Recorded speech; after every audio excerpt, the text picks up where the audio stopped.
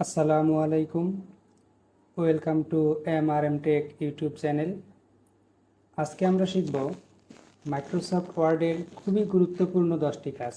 তো চলুন কথা না বাড়িয়ে শুরু করা যাক। 1 নম্বরে হচ্ছে পেজের মার্জিন শো এবং হাইড করা। দেখেন এইখানে পেজের মার্জিনটা কিন্তু শো করানো নাই। মার্জিন অবশ্যই আছে পেজে, কিন্তু পেজের মার্জিনটা দেখা যাচ্ছে না। এই পেজের মার্জিনটাকে শো করানোর জন্য আমাদের আসতে হবে প্রথমে ফাইল থেকে অপশনস থেকে অ্যাডভান্স থেকে স্ক্রল করে একটু নিচের দিকে নামেন। একটু নিচের দিকে নামলে এখানে দেখতে পাবেন যে শো টেক্সট বাউন্ডারিজ নামে একটা অপশন আছে। শো টেক্সট বাউন্ডারি, এই শো টেক্সট বাউন্ডারিজে টিকমার্ক দিয়ে দেন। এখানে ক্লিক করলেই টিকমার্ক চলে আসবে। ক্লিক করার পর ওকে। দেখেন এখন এখানে মার্জিনটা দেখা যাচ্ছে। একইভাবে আবার মার্জিনটাকে হাইড করানো যাবে।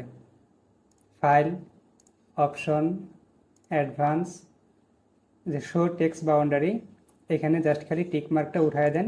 উঠায় দেওয়ার পরে ওকে দিলেই আবার হচ্ছে মার্জিনটা হাইড হয়ে যাবে।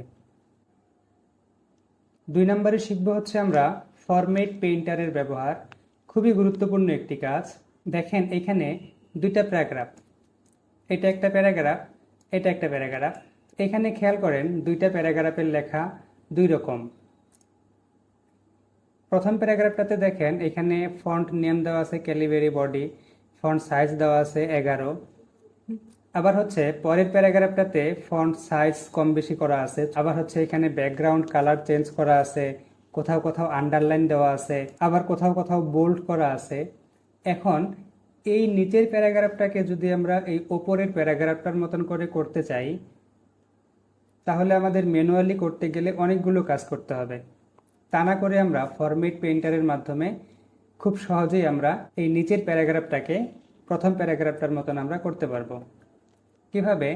দেখেন, আমরা যেহেতু এই প্রথম প্যারাগ্রাফটার মতো করে দ্বিতীয় প্যারাগ্রাফটা করব, এই জন্য প্রথম প্যারাগ্রাফের যে কোনো এক জায়গায় কার্সর রাখলেই হবে। কার্সর রাখার পরে আমরা এখান থেকে ক্লিক করব হচ্ছে ফরম্যাট পেইন্টার। এটা হোম মেনু থেকে পাবেন। হোম থেকে ফরম্যাট পেইন্টারে ক্লিক করার পর এখন দেখেন এখানে মাউস পয়েন্টারের সঙ্গে ব্রাশের মতো একটা সিম্বল আসছে। এখন জাস্ট আপনি নিচের প্যারাগ্রাফটাকে সিলেক্ট করে দেন। আমরা এখান থেকে সিলেক্ট করে দেই। দেখেন সিলেক্ট করার সঙ্গে সঙ্গে দ্বিতীয় প্যারাগ্রাফটা প্রথম প্যারাগ্রাফের মতন হয়ে গেছে। 3 নম্বরে শিখব আমরা ক্লিপবোর্ডের ব্যবহার। ফরম্যাট পেইন্টারের নিচেই দেখেন ক্লিপবোর্ড নামে এখানে একটা অপশন আছে। এইখানে একটা ড্রপ ডাউন আছে। এই ড্রপ ডাউনে ক্লিক করলেই দেখেন এই পাশে একটা বক্স চলে আসতেছে। ক্লিপবোর্ডের কাজটা আসলে কি? ক্লিপবোর্ড হচ্ছে, মনে করেন আপনি একটা প্যারাগ্রাফ লিখতেছেন। একটা প্যারাগ্রাফ লেখার সময় একই ওয়ার্ড বা একই সেন্টেন্স আপনাকে বারবার লিখতে হচ্ছে বা একটু পরে পরে লিখতে হচ্ছে। সাপোজ মনে করেন যে এইখানে এই কম্পিউটার লেখাটা আমাকে বারবার লিখতে হচ্ছে বা একটু পরে পরে লিখতে হচ্ছে। সেক্ষেত্রে আমরা এই কম্পিউটার লেখাটাকে আমরা সিলেক্ট করে কপি করব। আমরা কন্ট্রোল-C দিয়ে কপি করলাম। দেখেন কপি করার সঙ্গে সঙ্গে এই কম্পিউটার লেখাটা ক্লিপবোর্ডে চলে আসছে। আবার একইভাবে এখান থেকে যদি আমরা এমডি মিজানুর রহমান কথাটাকে আমরা কপি করি, দেখেন কপি করার সঙ্গে সঙ্গে ক্লিপবোর্ডে চলে আসছে। এখন লিখতে লিখতে এইখানটায় আপনার হচ্ছে এমডি মিজানুর রহমান লেখাটা প্রয়োজন। তখন আপনি কি করবেন? জাস্ট খালি এই ক্লিপবোর্ড থেকে এমডি মিজানুর রহমান লেখাটাতে এখানে ক্লিক করবেন। দেখেন এখানে ক্লিক করার সঙ্গে সঙ্গে এখানে এমডি মিজানুর রহমান লেখাটা চলে আসছে। তবে তার আগে অবশ্যই খেয়াল রাখতে হবে আপনি যেখানে লেখাটা নিয়ে আসতে চাচ্ছেন সেইখানে যেন কার্সরটা থাকে। আমি এন্টার দিয়ে নিচের লাইনে আসলাম। নিচের লাইনে আসার পরে এখানে আমার কম্পিউটার লেখাটা প্রয়োজন। সেক্ষেত্রে আমি এখানে কম্পিউটারে ক্লিক করলাম। দেখেন এখানে কম্পিউটার লেখাটাও চলে আসছে।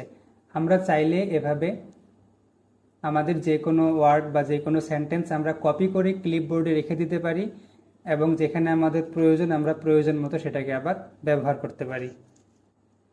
4 নম্বরে হচ্ছে সুপারস্ক্রিপ্ট এবং সাবস্ক্রিপ্টের ব্যবহার। সুপারস্ক্রিপ্ট এবং সাবস্ক্রিপ্ট হচ্ছে, দেখেন এই হোম মেনু থেকে যে এখানে 2টা স্যাম্পল দেওয়া আছে। একটা হচ্ছে এক্স এর নিচে 2, আবার হচ্ছে এক্স এর উপরে একটা 2 দেওয়া আছে। জাস্ট খেলে এগুলো স্যাম্পল দিয়ে বোঝানো হয়েছে। এই স্যাম্পল দেখে বোঝা যাচ্ছে এটা হচ্ছে সাবস্ক্রিপ্ট, এটা হচ্ছে সুপারস্ক্রিপ্ট। এখানে কোনো একটা লেখা লিখবো, এর নিচে যদি আমরা কোনো লেখা লিখতে চাই, যেমন মনে করেন যে আমরা হচ্ছে পানির সংকেত লিখব। পানির সংকেত কি? H2O। যদি আমরা H2O এইভাবে লিখি তাহলে কিন্তু এটা পানির সংকেত হবে না। তাহলে আমাদের কি করতে হবে? এই টুটাকে আমাদের একটু নিচের দিকে নামাই দিতে হবে। এই টুটাকে নিচের দিকে নামানোর জন্য আমরা হচ্ছে সাবস্ক্রিপ্ট ব্যবহার করব। তাহলে আমাদের কি করতে হবে? সেক্ষেত্রে এই টুটাকে সিলেক্ট করতে হবে। টুটাকে সিলেক্ট করার পর এই হোম মেনু থেকে আমরা এই সাবস্ক্রিপ্টে ক্লিক করব। এখানে ক্লিক করার পর দেখেন টুটা একটু নিচের দিকে নেমে আসছে। এখন এটা একটা পরিপূর্ণ পানির সংকেত হয়েছে। এই কাজটাকে আমরা কিবোর্ডের মাধ্যমেও করতে পারি। যেমন আমরা টুটাকে সিলেক্ট করলাম, সিলেক্ট করার পর কিবোর্ড থেকে কন্ট্রোল চেপে ধরে এই যে ইকুয়াল চিহ্ন যেটা আছে, কন্ট্রোল ইকুয়ালে ক্লিক করেন, তাহলে দেখেন এটা সাবস্ক্রিপ্ট হয়ে যাচ্ছে। একইভাবে সুপারস্ক্রিপ্ট হচ্ছে কোনো লেখার ওপরে লেখা। যে আমরা ফার্স্ট সেকেন্ড থার্ড যদি লিখি, সাপোজ আমরা ফার্স্ট সেকেন্ড থার্ড লিখবো, তাহলে কি ওয়ান লিখে এসটি লিখে একটা স্পেস দেন, দেখেন যে এখানে অটো হচ্ছে সুপারস্ক্রিপ্ট হয়ে যাচ্ছে। যদি এরকম কোনো কারণে সুপারস্ক্রিপ্ট না হয় তাহলে আপনারা সিলেক্ট করে এই এক্স স্কোয়ার যেখানে আছে এটাতে ক্লিক করে আপনারা সুপারস্ক্রিপ্ট করে নিতে পারেন। সাপোজ আপনারা কোনো সংখ্যার পাওয়ার লিখবেন, সাপোজ আমরা হচ্ছে 2 এর উপরে পাওয়ার 4 দেব, তাহলে আমরা কি করব? 2 আর 4 লিখলাম, 4টাকে সিলেক্ট করলাম, সিলেক্ট করার পর এই যে সুপারস্ক্রিপ্টের সিম্বল আছে এখানে, সুপারস্ক্রিপ্টে ক্লিক করেন, দেখেন যে 2 এর উপর পাওয়ার 4 হয়ে গেছে। এটাকেও কিবোর্ডের মাধ্যমে করা যায়। আমরা 4টাকে সিলেক্ট করলাম, সিলেক্ট করার পর কিবোর্ড থেকে কন্ট্রোল শিফট প্লাস, দেখেন কন্ট্রোল শিফট প্লাস বাটনটা প্রেস করার সঙ্গে সঙ্গেই হচ্ছে এটা সুপারস্ক্রিপ্ট হয়ে গেছে। আবার যদি আমি কন্ট্রোল শিফট প্লাস চাপি তাহলে সেটা আবার নর্মাল হয়ে যাবে। 5 নম্বরে হচ্ছে নির্দিষ্ট কোনো একটা পেজ ল্যান্ডস্কেপ করা, মানে হচ্ছে অনেকগুলা পেজ থেকে একটা বা দুইটা পেজকে ল্যান্ডস্কেপ করা। এইখানে 6টা পেজ আছে, দেখেন এইখান থেকে আমরা এই 2 নাম্বার পেজটাকে ল্যান্ডস্কেপ করব। শুধু 2 নাম্বার পেজটাকে ল্যান্ডস্কেপ করব, বাকি সবগুলা পেজই পোর্ট্রেট থাকবে। সেক্ষেত্রে আমাদের আসতে হবে পেজ লেআউটে। পেজ লেআউট থেকে এই পেজ সেটআপের এখানে যে ড্রপ ডাউন মেনুটা আছে এখানে ক্লিক করেন। এখান থেকে দেখেন এখান থেকে ওরিয়েন্টেশনের 2টা অপশন দেওয়া আছে, পোর্ট্রেট এবং ল্যান্ডস্কেপ। যেহেতু আমরা এই পেজটাকে ল্যান্ডস্কেপ করব সেহেতু আমরা এখানে ল্যান্ডস্কেপে ক্লিক করলাম। ল্যান্ডস্কেপে ক্লিক করার পর এখানে দেখতে পাচ্ছেন অ্যাপ্লাই টু নামে একটা অপশন আছে। এই অ্যাপ্লাই টু থেকে এখানে 3টা অপশন পাবেন, this section, this point forward আর হচ্ছে হোল ডকুমেন্ট। এখান থেকে হোল ডকুমেন্ট করা থাকবে, তো আপনারা এখান থেকে দিস সেকশন করে দিবেন। দিস সেকশন করার পরে ওকে। এখন দেখেন এখান থেকে শুধু 2 নাম্বার পেজটা ল্যান্ডস্কেপ হয়ে গেছে আর বাকি সবগুলা পেজই পোর্ট্রেট অবস্থায় আছে। 6 নম্বরে হচ্ছে ফন্ট ডিফল্ট করা। আমরা যখন নতুন কোনো ওয়ার্ড ডকুমেন্ট ওপেন করি তখন এই যে ফন্টের এখানে দেখেন ফন্টের নাম, ফন্টের সাইজ, এগুলা মোটামুটি 11 বা 12 ক্যালিবেরি বডি বা টাইমস নিউ রোমান এরকম কিছু একটা ডিফল্ট করা থাকে। আমরা চাইলে এগুলাকে চেঞ্জ করতে পারি, যে ওপেন করার সঙ্গে সঙ্গে আমাদের ফন্টের নাম এটা থাকবে, ফন্টের সাইজ এত থাকবে। সেটা করার জন্য আমাদের আসতে হবে হচ্ছে এই ফন্টের ড্রপ ডাউন মেনুতে। এই ফন্টের ড্রপ ডাউন থেকে এখান থেকে দেখেন যে ফন্টের নাম দেওয়া আছে, এখান থেকে আপনি যেই ফন্টটাকে ডিফল্ট করে রাখতে চান সেই ফন্টটাকে আপনি এখান থেকে সিলেক্ট করবেন। সাপোজ এখান থেকে হচ্ছে আমরা টাইমস নিউ রোমান রাখবো, সেক্ষেত্রে আপনারা এখানে টাইমস নিউ রোমান লিখে দেন। দেখেন টাইমস নিউ রোমান, টাইম লিখতেই টাইমস নিউ রোমান চলে আসছে। টাইমস নিউ রোমান সিলেক্ট করলাম, তারপরে হচ্ছে সাইজ, সাইজ দেওয়া ছিল 11, তো আমি এখান থেকে হচ্ছে 14 সাইজ দেব। 14 সিলেক্ট করার পর দেখেন এখান থেকে হচ্ছে সেট অ্যাজ ডিফল্ট। এই সেট অ্যাজ ডিফল্ট যে অপশনটা আছে এটাতে আমরা ক্লিক করলাম। এটাতে ক্লিক করার পর দেখেন এখানে 2টা অপশন আসছে। একটা হচ্ছে যে দিস ডকুমেন্ট অনলি, এটা কি শুধু এই ডকুমেন্টের জন্যই, আরেকটা হচ্ছে all document base on the normal template, আরেকটা হচ্ছে যে মানে প্রত্যেকটা ডকুমেন্টের জন্যই। এখন এখান থেকে যদি আপনি অল ডকুমেন্ট করে দেন তাহলে হচ্ছে প্রত্যেকটা ডকুমেন্টের জন্যই এটা আপনার ডিফল্ট হিসাবে থেকে যাবে। আর যদি দিস ডকুমেন্ট করেন তাহলে হচ্ছে শুধু এইটার জন্যই ডিফল্ট হিসাবে থেকে যাবে। তো আমরা অল ডকুমেন্ট করে দিলাম, দেওয়ার পরে ওকে। আমি এটা ক্লোজ করে দেই, ডন সেভ। এখন যদি আমি এখান থেকে নতুন করে মাইক্রোসফট ওয়ার্ড ওপেন করি,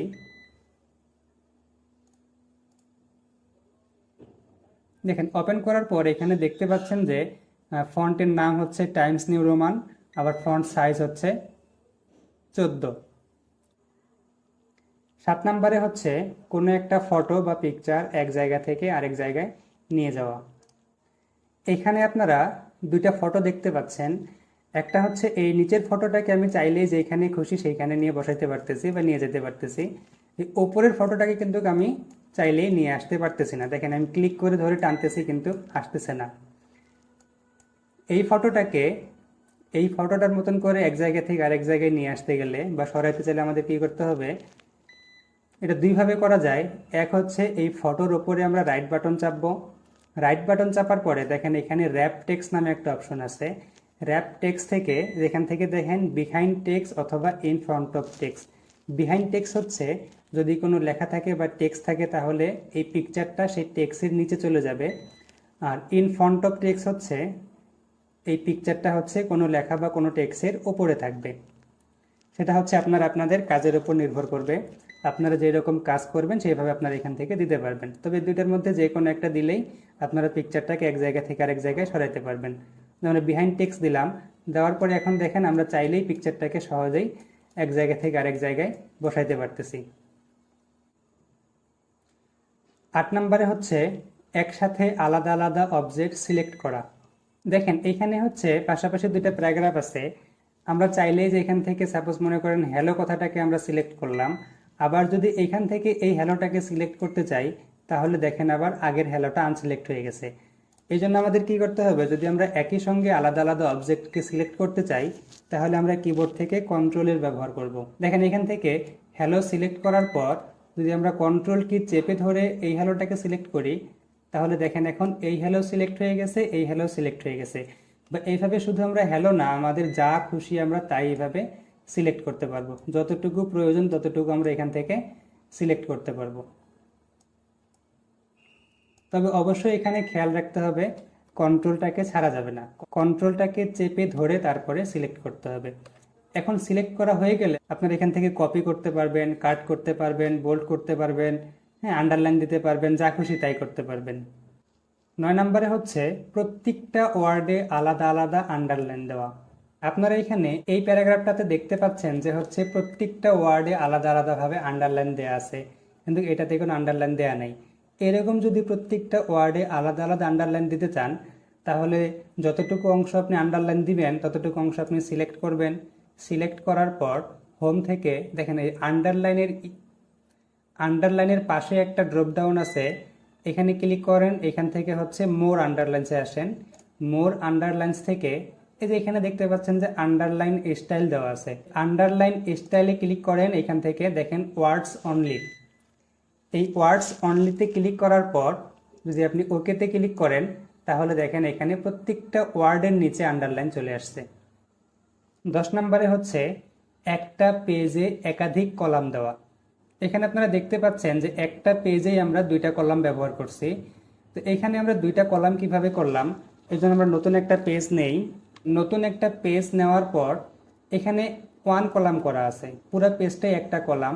তো এখান থেকে যদি আমরা 2টা বা 3টা কলাম করতে চাই তাহলে আমাদের আসতে হবে পেজ লেআউটে। পেজ লেআউট থেকে দেখেন যে এখানে কলামস নামে একটা অপশন আছে, কলামসে ক্লিক করেন। কলামসে ক্লিক করার পর দেখেন এখানে 1 কলাম, 2 কলাম, 3 কলাম, তারপরে লেফটে কলাম, রাইটে কলাম। এখান থেকে আপনারা অনায়াসেই বা খুব সহজেই আপনারা কলাম সেট করতে পারবেন।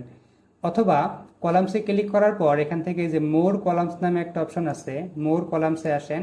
মোর কলামস থেকে দেখেন এই যে এখানে নাম্বার অফ কলামস, আপনারা চাইলে এখান থেকে যতগুলা কলাম আপনাদের প্রয়োজন ততগুলো এখানে আপনারা সংখ্যা লিখে দিতে পারেন। তো সাপোজ হচ্ছে আমার 2টা কলাম প্রয়োজন, আমরা 2 লিখে দিলাম। দেওয়ার পরে ওকে, দেখেন এখানে 2টা কলাম হয়ে গেছে, এই পাশে একটা, এই পাশে একটা।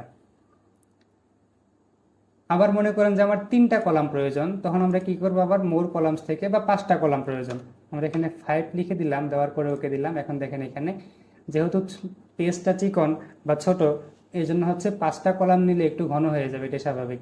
আজকে এই পর্যন্তই, সবাইকে ধন্যবাদ। আসসালামু আলাইকুম।